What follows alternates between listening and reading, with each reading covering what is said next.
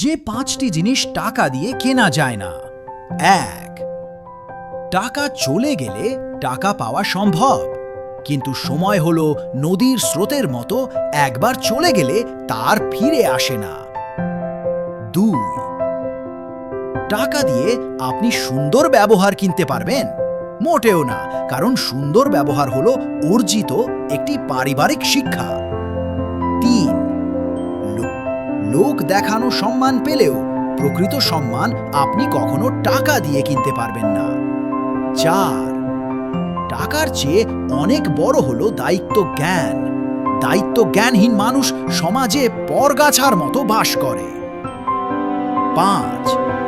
টাকা দিয়ে হয়তো আপনি লোক দেখানো ভালোবাসা কিনতে পারবেন, কিন্তু প্রকৃত ভালোবাসা কখনো টাকা দিয়ে কেনা যায় না।